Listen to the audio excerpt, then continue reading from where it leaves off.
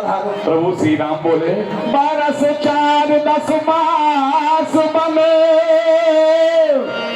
मुनि व्रत बेस आहार ग्राम बास नय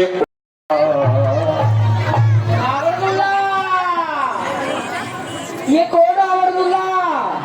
आवरदुल्ला की आवरदुल्ला भैया, आवरदुल्ला आवरदुल्ला आवरदुल्ला।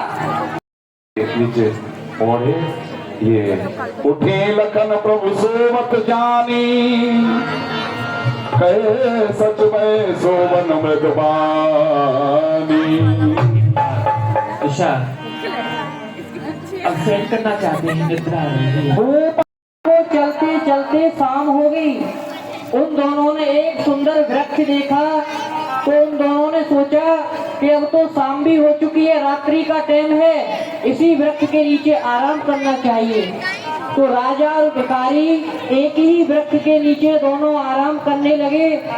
तो निंद्रा में राजा स्वप्न देखता है कि वो स्वप्न में भिखारी हो गया है, और जो भिखारी था वो स्वप्न देखता है कि वो स्वप्न में राजा हो गया है।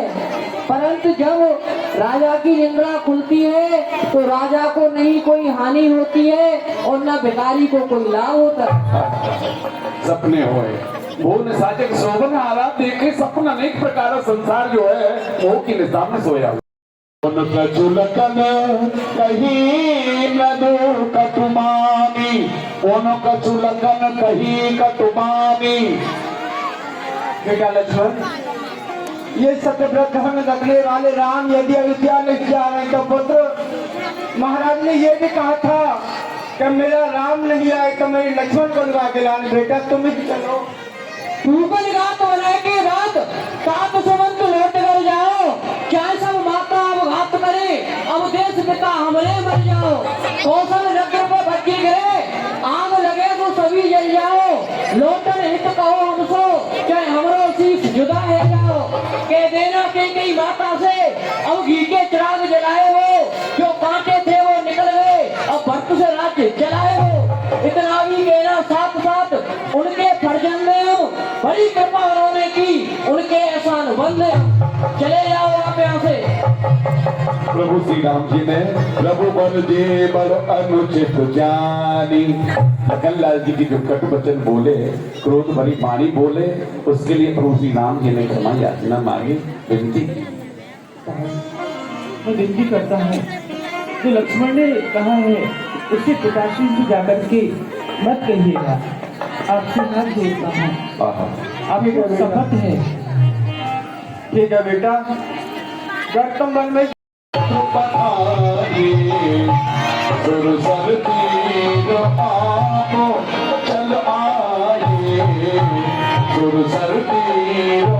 आप चल आए। कहो भगवान, गंगा के उस पर जाना है तो एक नाव की आवश्यकता है। यदि हम कोई कीमत हो आज के वक्त में बहुत समय से हमें इस पार से उस पार जाना है तो नाव की आवश्यकता है।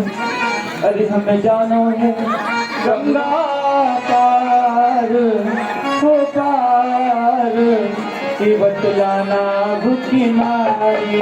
और मोही जानो है गंगा पार हो पार, की बतला नाभ किनारे पे मोए जानो है गंगा पार हो पार, की बतला नाभ।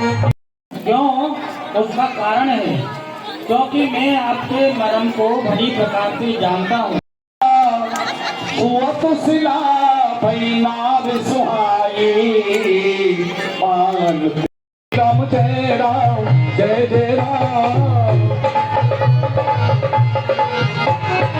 बड़ा धन्य हो गया ये आज सज्जनों, केवट का परिवार धन्य हो गया।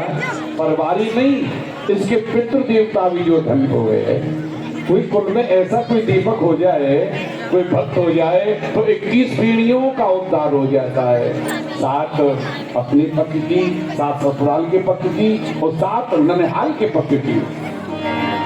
कभी कभी भगवान को भी भक्तों से काम पड़े, जन्नत गंगा पार प्रभु भक्त की नाम चले, जन्नत गंगा पार प्रभु भक्त की नाम चले। कभी कभी भगवान को भी, कभी कभी भगवान को भी भक्तों से काम पड़े। जरा अरे हाथ उठा करके ताली बजाएंगे सभी लोग।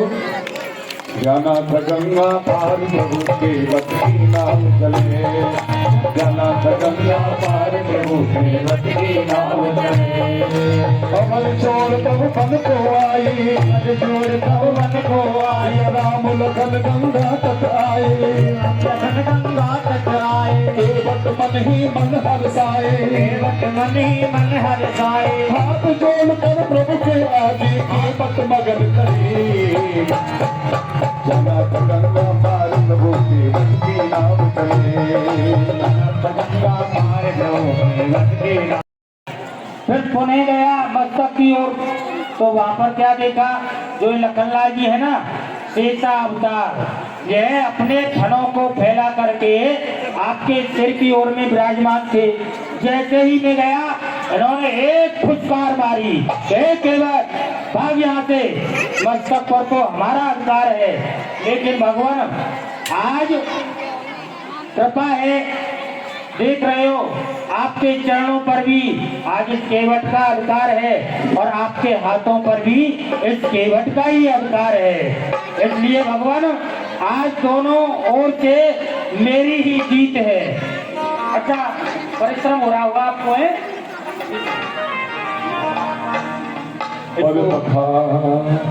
इसको सिर्फ दो सभी स्थानों पर पवित्र कर दो। पद पखा केवट बोला सुनो हमारी, चरण धूल की महिमा भारी, चरण धूल की महिमा भारी। मैं गरीब नैया मेरी, मैं गरीब नैया मेरी, नारी न होए परी। जन्नत गंगा पार प्रभु के भक्त की नाम चले,